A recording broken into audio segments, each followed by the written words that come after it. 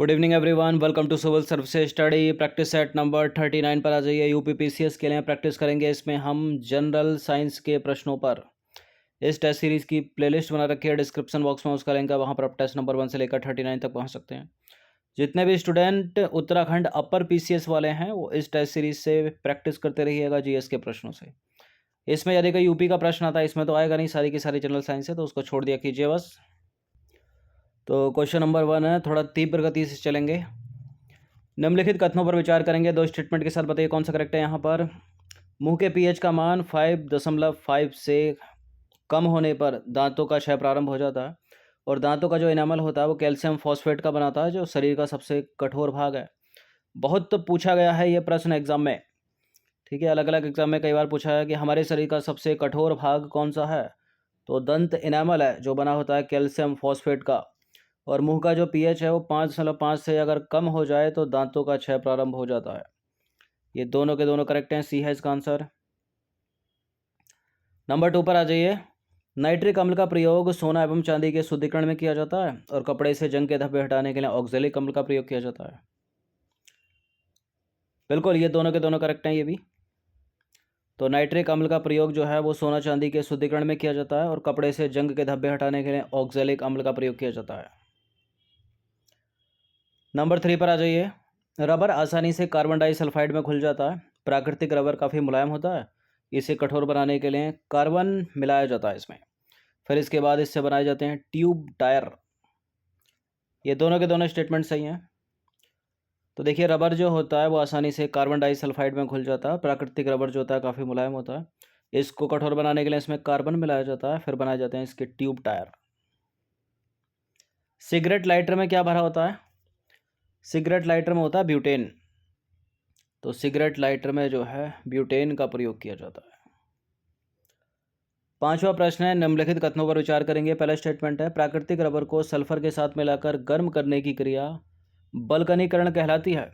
बल्कनीकरण के बाद रबर जो है एक निश्चित आकार ग्रहण कर लेता है, और इस प्रकार के रबर का उपयोग दस्ताना बनाने में, रबर बैंड बनाने इत्यादि में किया जाता है। क्या ये दोनों बातें सत्य हैं? बिल्कुल, ये दोनों के दोनों स्टेटमेंट करेक्ट हैं।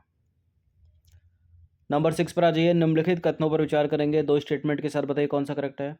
प्रोड्यूसर गैस लाल तप्त कोक पर वायु प्रवाहित करके बनाई जाती है। प्रोड्यूसर गैस में मुख्यतः कार्बन मोनोऑक्साइड ईंधन का काम करता है। ये दोनों के दोनों स्टेटमेंट करेक्ट हैं, सी है इसका आंसर। तो प्रोड्यूसर गैस लाल तप्त कोक पर वायु प्रवाहित करके बनाई जाती है, इसमें मुख्यतः कार्बन मोनोऑक्साइड ईंधन का काम करता है।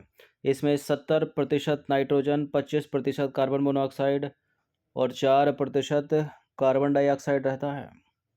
देखिए, इस गैस का उपयोग जो है कांच एवं इस्पात उद्योग में ईंधन के रूप में किया जाता है। नंबर 7 पर आ जाइए। हाइड्रोजन और अल्कोहल के निर्माण में अपचायक के रूप में निम्नलिखित में से किस गैस का प्रयोग किया जाता है? किसका प्रयोग किया जाता है हाइड्रोजन और अल्कोहल के निर्माण में अपचायक के रूप में? जल गैस, वाटर गैस। तो जल गैस यानी वाटर गैस में 49% हाइड्रोजन, 45% होती है इसमें कार्बन मोनोऑक्साइड, और 4.5% होती है कार्बन डाइऑक्साइड। इसका ऊष्मीयमान होता है 2500 से 2800 किलो कैलोरी प्रति किलोग्राम, और इसका उपयोग हाइड्रोजन और अल्कोहल के निर्माण में अपचायक के रूप में होता है। नंबर 8 पर आ जाइए। पहला प्रश्न है, फास्फोरस अपरूपता प्रदर्शित नहीं करते। क्यों नहीं करते भाई? लाल फास्फोरस श्वेत फास्फोरस की अपेक्षा अधिक क्रियाशील होता है क्या? देखिए, लाल फास्फोरस कम क्रियाशील होता है, श्वेत फास्फोरस अधिक क्रियाशील होता है। तो यानी ये स्टेटमेंट होना चाहिए कि लाल फास्फोरस श्वेत फास्फोरस की अपेक्षा कम क्रियाशील होता है। गलत है स्टेटमेंट। फास्फोरस अपरूपता प्रदर्शित करते हैं, ये भी गलत है, दोनों गलत हैं। तो देखिए, फास्फोरस अपरूपता प्रदर्शित करते हैं। श्वेत फास्फोरस, लाल फास्फोरस और काला फास्फोरस इसके अपरूप हैं फास्फोरस के। जो लाल फास्फोरस है वो श्वेत फास्फोरस की अपेक्षा कम क्रियाशील होता है। तो दोनों के दोनों गलत हैं। क्वेश्चन नंबर 9 पर आ जाइए। निम्नलिखित में से कौन सी अक्रिय गैस वायुमंडल में मुक्त रूप में नहीं पाई जाती? वायुमंडल में मुक्त रूप में पाई जाती है क्रिप्टॉन, आर्गन, नियॉन, रेडान नहीं पाई जाती। तो रेडान वायुमंडल में मुक्त रूप में नहीं पाई जाती। यह रेडियो एक्टिव तत्व है। इसका उपयोग जो है रेडियोथेरेपी के रूप में कैंसर के इलाज में किया जाता है। 10वां प्रश्न है, निम्नलिखित कथनों पर विचार करेंगे। पहला स्टेटमेंट है, कोबाल्ट इस्पात में 35% तक कोबाल्ट होता है। कोबाल्ट इस्पात का उपयोग स्थायी चुंबक बनाने में किया जाता है। ये दोनों के दोनों करेक्ट हैं। नंबर 11 पर आ जाइए। ताप के निम्नलिखित में से किस पैमाने में ऋणात्मक मान नहीं होता? Celsius, Fahrenheit, kelvin, rumour. देखिए, मनुष्य की बात करें तो 37 डिग्री होता है उसका तापमान सेल्सियस में देखें तो, और फ़ारेनहाइट में होता है 98.6 फ़ारेनहाइट। ये बेसिक का पता होना चाहिए। और केल्विन में 310 केल्विन होता है। तीनों तरीकों को याद रखिएगा, किसी न किसी एग्जाम में टकरा जाता है। तो ये माइनस में जाता है, ये भी माइनस में जाता है, ये भी माइनस में जाता है, लेकिन केल्विन माइनस में नहीं रहता। तो सेल्सियस, फ़ारेनहाइट और र्यूमर पैमाने का जो मान है वो ऋणात्मक होता है, जबकि केल्विन पैमाने का मान ऋणात्मक नहीं होता। 12वां प्रश्न है, प्रत्येक क्रिया के लिए एक समान और विपरीत क्रिया होती है। किसका नियम है ये? न्यूटन ने गति के 3 नियम दिए थे और हमने पढ़ाए हैं अभी 2-3 दिन पहले के टेस्ट में, पहले ही है। तो न्यूटन के तृतीय नियम को क्रिया प्रतिक्रिया का नियम भी कहा जाता है। गति के तृतीय नियम के अनुसार जब कभी एक वस्तु किसी दूसरी वस्तु पर बल लगाती है तो दूसरी वस्तु भी पहली वस्तु पर बराबर और विपरीत दिशा में बल लगाती है। बचपन में पढ़ा होगा आपने, छोटी क्लास में। 13वां प्रश्न है, निम्नलिखित कथनों पर विचार करेंगे। 2 स्टेटमेंट के साथ बताइए कौन सा करेक्ट है।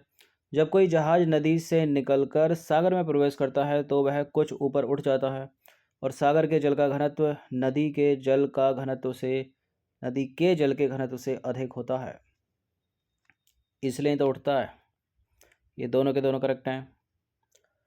तो देखिए, नदी के जल के घनत्व की अपेक्षा समुद्र के खारे पानी का घनत्व अधिक होता है, इसलिए समुद्र के जल में जहाज के प्रवेश करने पर अधिक उत्प्लावन बल लगता है, ठीक है, जिससे जहाज कुछ ऊपर उठ जाता है।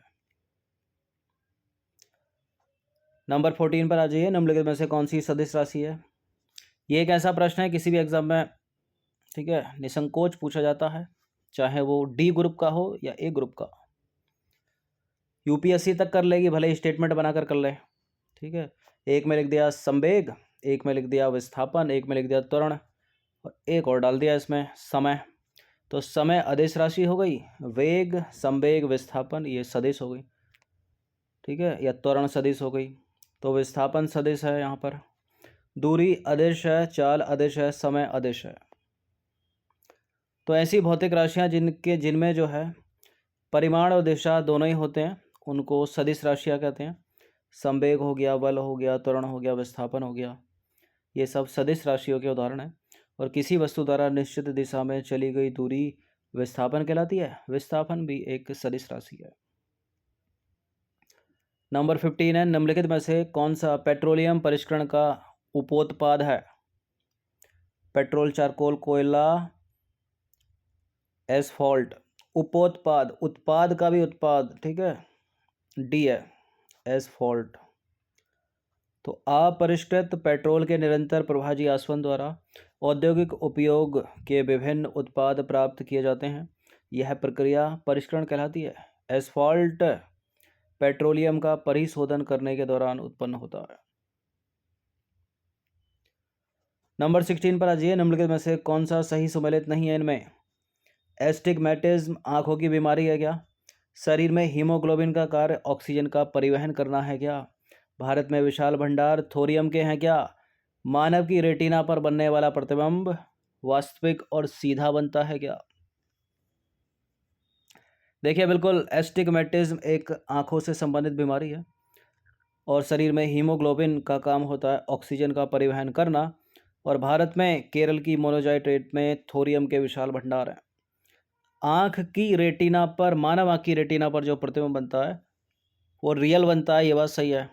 वास्तविक बनता है तो ये तो ठीक है, लेकिन इन्वर्टेड बनता है, मतलब उल्टा बनता है, सीधा नहीं बनता, तो गलत। तो मानव आँख की रेटिना पर बनने वाला प्रतिबिंब वास्तविक बनेगा और उल्टा बनेगा, यानी रियल और इन्वर्टेड, याद रखिएगा। नंबर 17 पर आ जाइए। फोटोग्राफी में उपयोग किया जाने वाला प्रकाश संवेदी यौगिक कौन सा है? Silver bromide. तो फोटोग्राफी में उपयोग किए जाने वाला प्रकाश संवेदी यौगिक सिल्वर ब्रोमाइड है। नंबर 18 पर आ जाइए। निम्नलिखित में से कौन सा एक सही सुमेलित नहीं है? विद्युत ऊर्जा को यांत्रिक ऊर्जा में बदलता है विद्युत मोटर। प्रतिध्वनि सुनी जाती है ध्वनि तरंगों के परावर्तन के कारण। परावर्तन अपवर्तन। एसिड बदलता है नीले लिटमस पेपर को लाल में। और रेक्टिफायर का प्रयोग किया जाता है हाई वोल्टेज एसी को निम्न वोल्टेज एसी में बदलने के लिए। बताइए कौन सा करेक्ट है, कौन सा इनकरेक्ट है इसमें?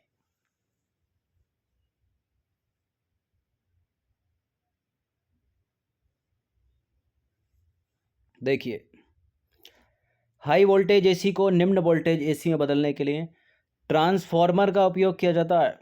रेक्टिफायर तो एसी को डीसी में बदलता है ना, तो यही गलत है। ये बाकी करेक्ट है, ये करेक्ट है, ये करेक्ट है।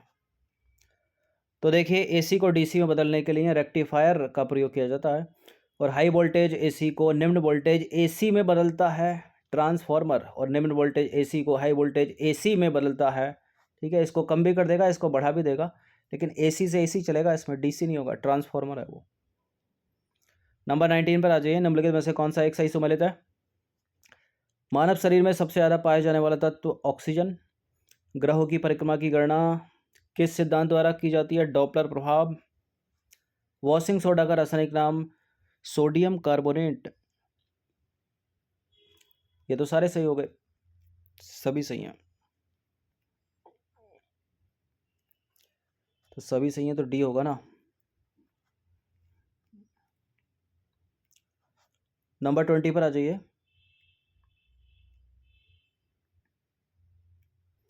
निम्न में से किसका मिलान सही है? ध्वनि यात्रा करती है अनुदैर्ध्य तरंगों के रूप में। सोनार मुख्यतः उपयोग किया जाता है समुद्री यात्रियों के द्वारा। सूर्य में नाभिकीय ईंधन हीलियम है। रेडियो एक्टिविटी की खोज की हेनरी बेकुरल ने। और फलों के अध्ययन को पोमोलॉजी कहते हैं। बताइए कौन सा करेक्ट है?